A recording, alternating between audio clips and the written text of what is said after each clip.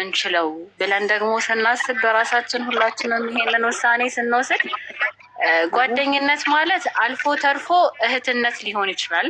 መወለድ ቋንቋ ነው። ብዙ ነገር ሊሆን ይችላል። ፋሚሊ ሊሆን ይችላል ጓደኝነት። ከዛም አልፎ ተርፎ ደግሞ የህይወት አጋር ላይክ አብረን የምንኖር ነገ የምንዋለድ የምንበዛበት ህይወት ሊሆን ይችላል።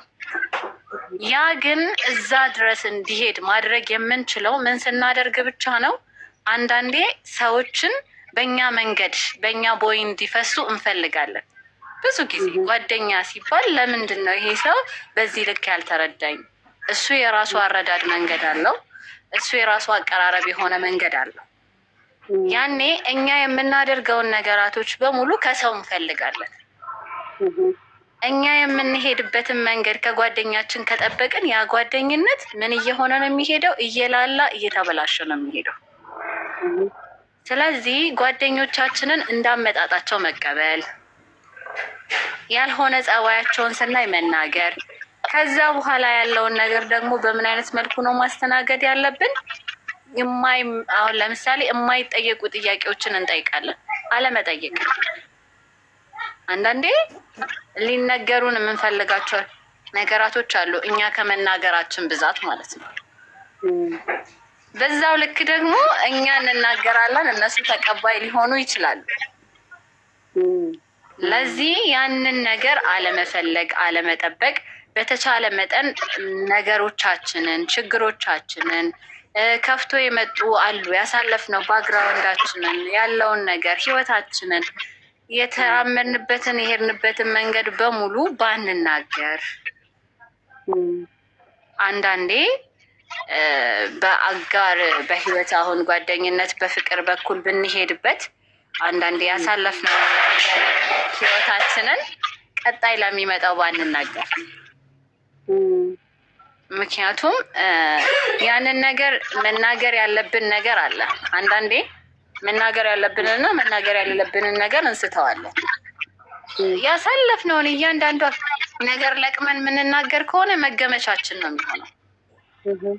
ያኔ የሰው ልጅ ሆኖ አይደለም ብዙ እግርና እግር ለራሱ ይጋጫል እና የሰው ልጅ ሆነን ስንጋጭ ይዛኔ እቺ ነገር ክፍተት ትሆናለች፣ ርዕስ ትሆናለች። ያ ርዕስ እየሰፋ ሲሄድ ደግሞ መሸማቀቅ አለ፣ ባልተናገርኩ ማለት አለ፣ ሰው አለማመን አለ።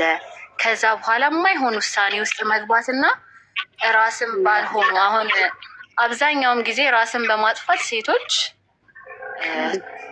በጣም በቃ ቅርብ ናቸው። ይሄ የሚሆንበት ነገር ምንድን ነው? አንዳንዴ ከአጠገባችን ካለው ሰው ውጪ ሌላ ሰው ያለ አይመስለንም። ህይወት የማይቀጥል ይመስለናል። ከዛ በኋላ ደግሞ ወይ እስካሁን ያነሳሻቸው ነጥቦች ምንም የሚወድቁ ነገሮች አይደሉም። ማለት ያ መጀመሪያ እኮ ስንናገር ፈልገነው አይደለም። አንዳንድ ጊዜ ከባህሪም አንጻር ሊሆን ይችላል፣ ግልጽነትም ሊሆን ይችላል። ገብቶሻል አይደለ? ያ ሰው ደግሞ ስታምኚው፣ አንድን ሰው ስታምኚው በቃ አሳልፎ አይሰጠኝም፣ አሳልፎ አትሰጠኝም የሚል እምነት ኖሮብሽ ሊሆን ይችላል። ይሄ ከቅንነት ምናምን እንጂ ነገ ሚስጥርሽን እንደሚበትን ወንፊት እንደሆነ ያ ሰው ካወቅሽው ብታደርገው አትችይም። ዞሮ ዞሮ በየትኛውም አቅጣጫ ነግረሽው ከዛ ደግሞ ወደ ህይወትሽ መጥቶ እርምጃ ለሚወስድና ለሚያደርገው ነገር ግን ጥንካሬውን ያጣነው ለምንድን ነው? ካፌ የወጣ ነገር ሚስጥር አይሆንም። በነገራችን ላይ አሁን ማሰብ ያለብን ነገር እኔ በአንድ እምነት አምናለሁ። ካፌ ከወጣ ለምን ለእናቴ አይሆንም? በቃ ሚስጥር አይሆንም። እናቴን ሲጨንቃት ወይ ጮክ ብላ ስትጸልይ ይሰማል፣ ወይ ደግሞ ለሆነ በጣም እሷም ደግሞ የልብ ጓደኛ ለምትለው አካል ልትናገረው ትችላለች። እንደዚህ ነገር ሆናለች ብላለች ትችላለች። ገብቶሻል? ከወጣ ሚስጥር አይሆንም። አንድ ቀን በሆነ አጋጣሚ አደባባይ ላይ ሊወጣ እንደሚችል በምን ጃኬት ደርቡ ልጆች ሊወጣ በሚችል ኮንዲሽን ላይ ለምንድን ነው በጣም ደካማ የሆነ ነገር ይዘን የምንነሳው? ያ ሚስጥር አደባባይ ስለወጣ የህይወታችን መጨረሻ የምናደርገው በሰው ያልደረሰ ታሪክ እኔ ላይ ብቻ የተፈጸመ የምናስመስለውና ጭራሽ አልፎ ተርፎ ለሰይጣን ህይወታችን እንድንገብር እስከምንሆን ድረስ የሚያደርሰን ለምንድን ነው? አዎ ማሚዬ አንቺ ያልሽው ልክ ነው። ግን አንዳንዴ ይሄ ሰንሴ የሆነ ራሳችንን እዚህ ድረስ ነው ብለን የምናስቀምጠው ነገር አለ። አብዛኛው ሰው ጋር ያለው ነገር አሁን ለምሳሌ እኔ ራስን ማጥፋት የሚባለው ነገር እኔ ያስፈራኛል። ስሙ ለራሱ እንኳን ላደርገው ማለት ነው። የትኛውም አይነት ሲቹዌሽን ውስጥ ልናልፍ እንችላለን። የትኛው አይነት ፈተናዎች ሊመጡ ይችላሉ። ግን የሰው ልጅ መረዳት ያለበት ነገር ይፈተናል። በምድር ላይ መዋረድ አለ፣ በምድር ላይ መውደቅ አለ፣ ደግሞ እንደገና ማበብ መነሳት አለ። አብዛኛውም ሰው ይሄ ድክመቱ ምኑ ጋ ነው? የሆነን ነገር አብቅቷል ብሎ ማሰቡ ጋር እና የሆነን ነገር እዚህ ጋር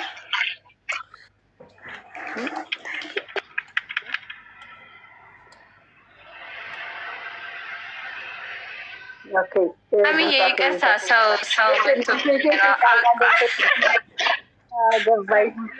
አቋረጥኳት። ቆይ እመለሳለሁ ማሚዬ። እስከዛ ድረስ አውሩ። መሲ ምንድን ነው ገብተሽ ሚት ያደረግሽው? ዛሬ ስራ ላይ ሆነሽ ነው እናቴ? ነው አዳምጥ ብለሽ ነው?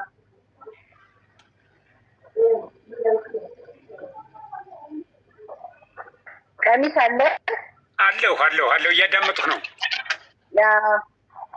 እና በጣም የሚያንገበግበኝ በቃ ብታይ መልስ ያጣሁለት ነገር በቃ ከአንደበታችን ከወጣ ሚስጥር ሊሆን አይችልም።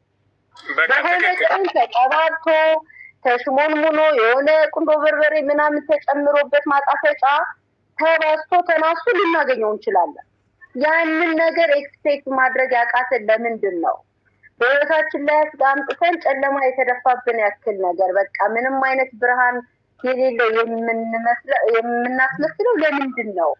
እራሽ አልፈን ተርፈን ነገ እኮ እንዴ አታውቀውም። እግዚአብሔር መጀመሪያም ሲፈጥር ለዓላማ ነው አይደለም? አንተ በአንድም በሌላም አቅጣጫ በራስህ መኖር ውስጥ ወይ ደግሞ ለሌሎች በመኖር ውስጥ ያን ዓላማ ስላለው ነው አንተን ሰው አድርጎ የፈጠረ። እኔ በዚህ አምናለሁ።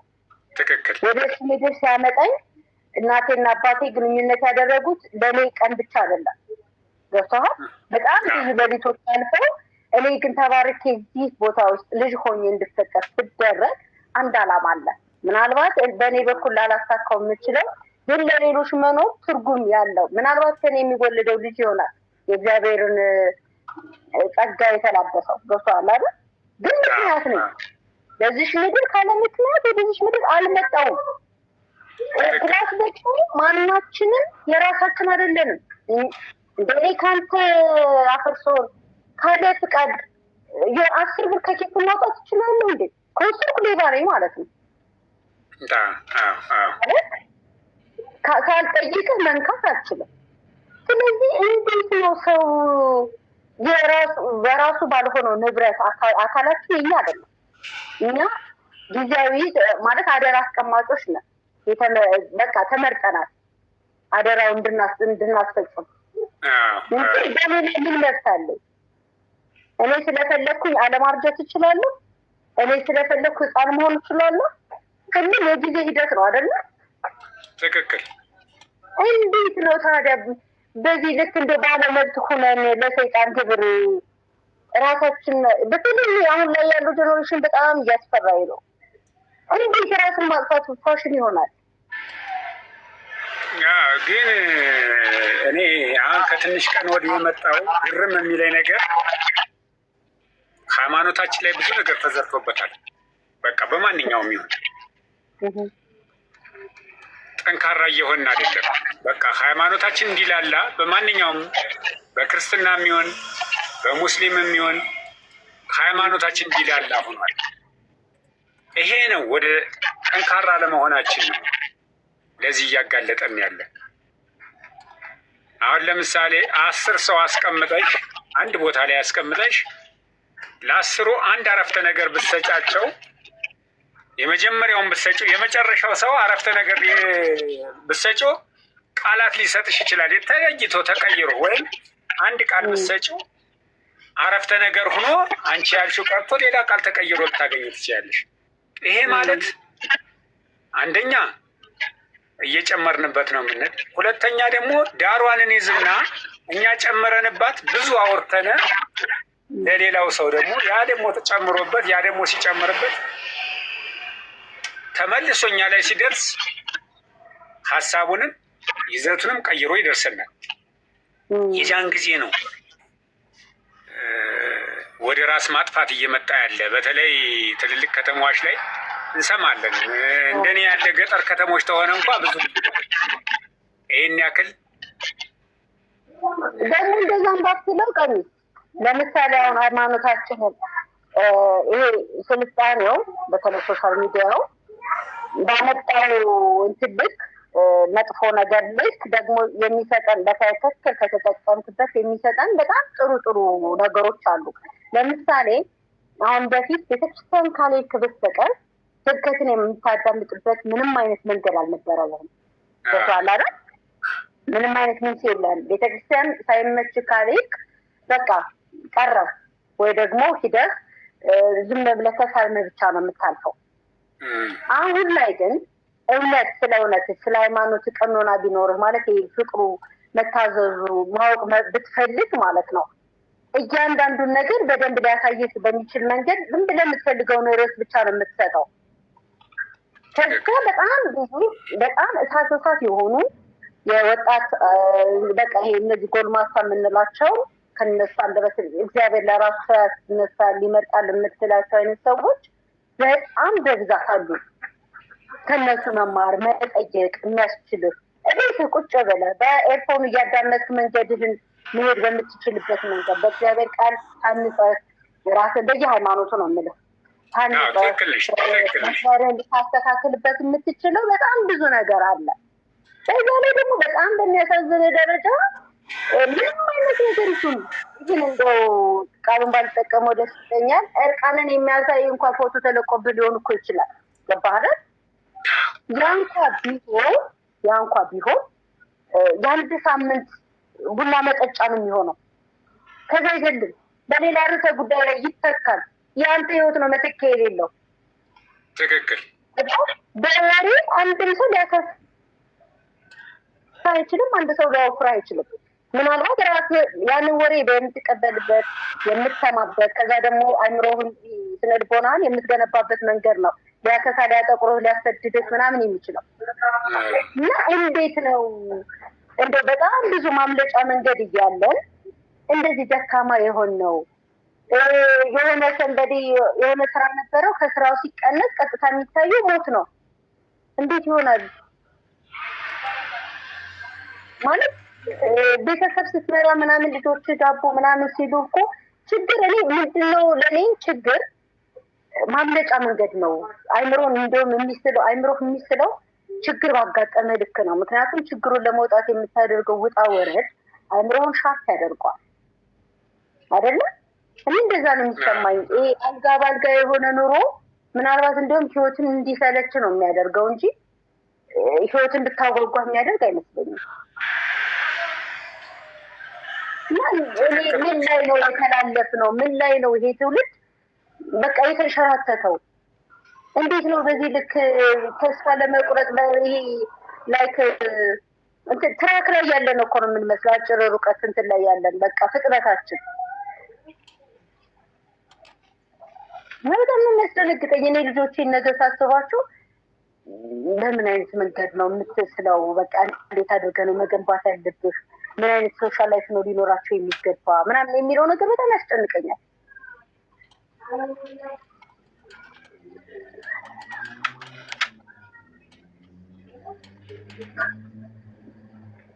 ገብቶሃል አይደል? ምን ትክክል ነሽ። እኔም በጣም ብዙም ጊዜ እኔ በእኔ እይታ የምወስደው ሶሻል ሚዲያ ላይ ያሉ ነገሮቹ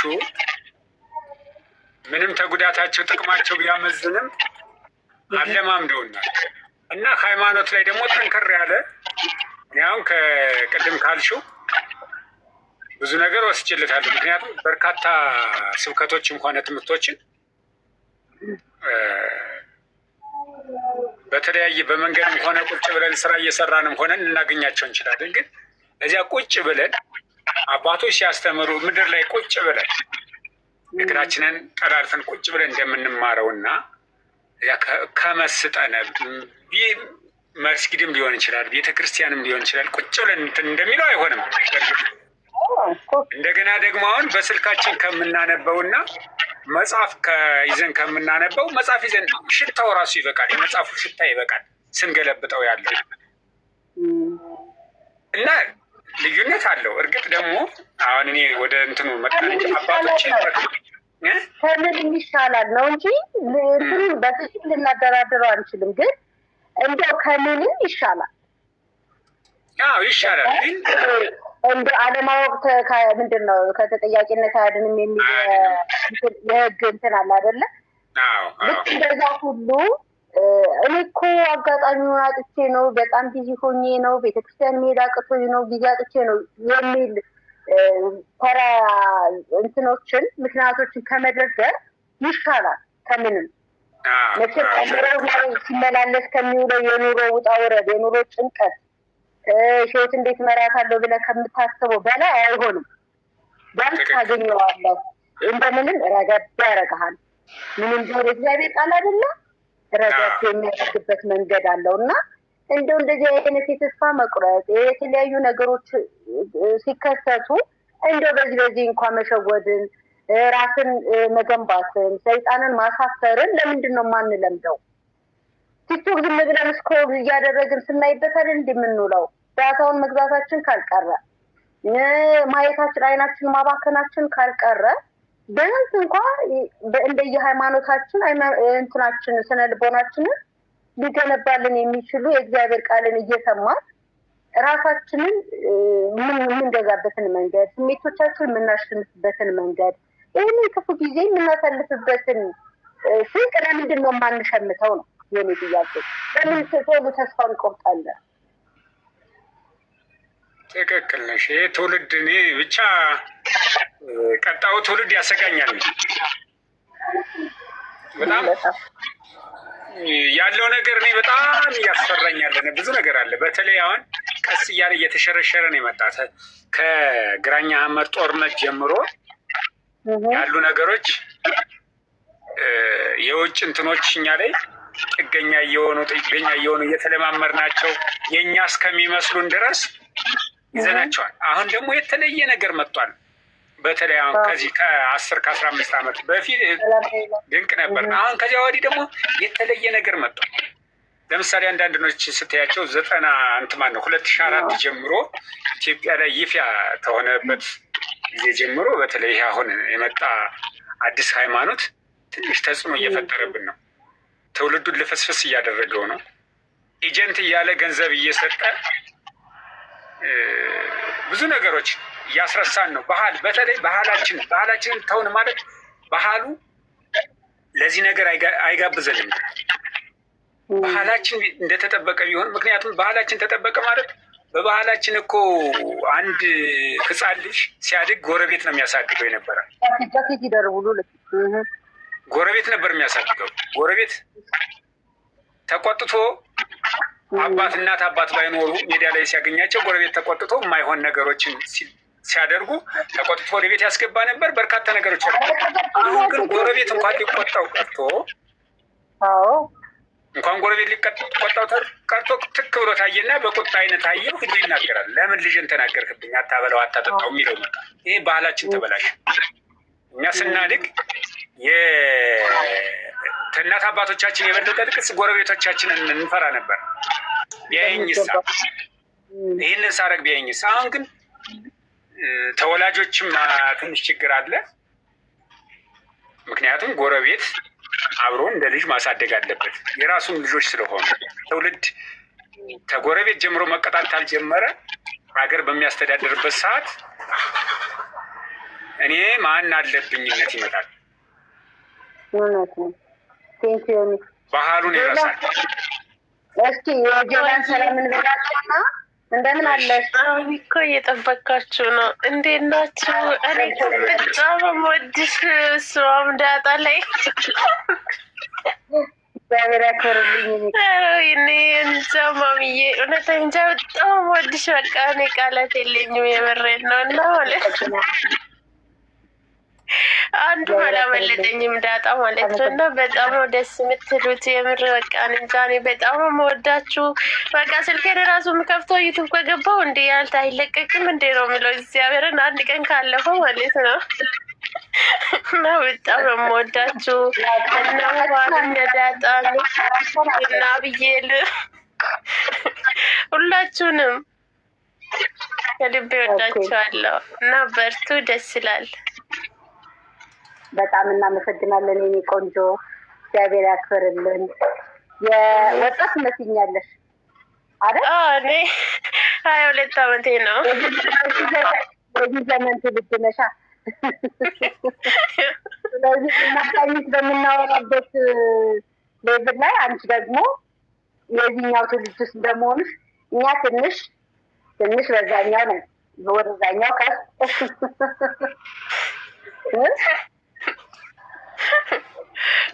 ልክ ነሽ።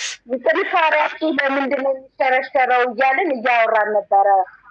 ምንድን ነው የጎደላችሁ? ምንድን ነው ኢኮኖሚ አይደለም አይምሮአዊ ነገር ለምንድን ነው ሰው ስነ ልቦናው የጎደለው እያልን እያወራን ነበረ። እና አንቺ እንደዚህኛው ትውልድ ምን ትያለሽ? ልክ ነሽ። አይባልም ምን ትያለሽ አንቺ? ለምንድን ነው አንቺና መሰሎችሽ የሆነ የትውልድ ሌቭል በቃ ትንሽ ነገር ኮሽ ሲልባችሁ ሰማይ ተደፋባችሁ የሚመስላችሁ? ጥንካሬ የሚጠፋው ምንም አንቺ ጠንካራ ልትሆኚ ትችያለሽ፣ ግን በጓደኞች ትሰሚያለሽ፣ በየሚዲያው ትሰሚያለሽ። እና እንደ ምክንያቱ ምንድን ነው ብለሽ ታስቢያለሽ? እኔ እንጃ የምሬን ነው። እኔ ብዙም አላውቀውም፣ ግን አስተሳሰብ ይመስለኛል። በቃ የአስተሳሰብ ችግር ያለብን ይመስለኛል። በቃ በትንሹ ነገር ትንሽ ነገር ሲገጥመን ማለፍ ማንችለው አርቀን ስለማናስብ ነገ ምን እንደሚፈጠር ስለማናቅ ነው። ለዛ ይመስለኛል። ነገንማ ሁላችንም እኮ አናውቀውም።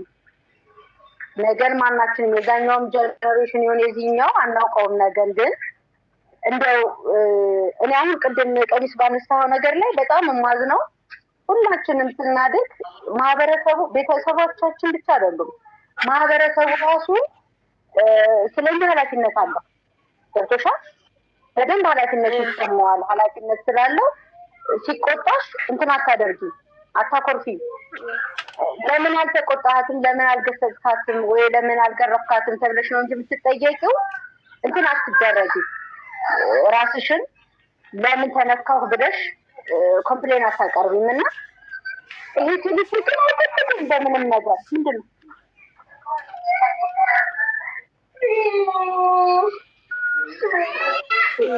በራስጣት በሷ ይቅርታ ልጆች የዳኘው ነው ልል ማኔጅ አርጋችሁ ችግር የለም ተረድተሽኛል አይደለ? የነበረን ባህል አለማክበር፣ መከባበር። እኔ በነገራችን ላይ በዚህ ትውልድ ላይ ኮምፕሌን እያቀረብኩበት አይደለም፣ እንድትረዱኝ የምፈልገው ነገር ግን ለምንድን ነው እንዲህ ላለ መንፈስ የኖረን? ለምን ለሰይጣን ስራ ለሰይጣን ሀሳብ ራሳችንን እናስገዛለን? ፈጣሪን ለምን እንክደዋለን? እስከ መቼ ድረስ? በቃ የሆነ ነገር ራስን ሰንበዴ የሆነ ነገር ስትዩ ራስን ያጠፋለሁ ይልሻል፣ ይነሳና እንደ ተራ ነገር እንጂ ራስ እንደመሳት አይደለም። በቃ አለመገኘት ነው። አለመገኘትን ከዛ በኋላ ለሚመጣው መልካም ነገር ወይ ደግሞ መጥፎ ነገር ደጅ ለማድረግ እኮ በመኖር ውስጥ ነው አይደለም? ውጣ ወረድን የምታይ በመኖር ውስጥ ነው ስኬትን የምታዩ። የትኛው ነገር እኔ አቅሜ በላይ ስለሆነ ነው ዛሬ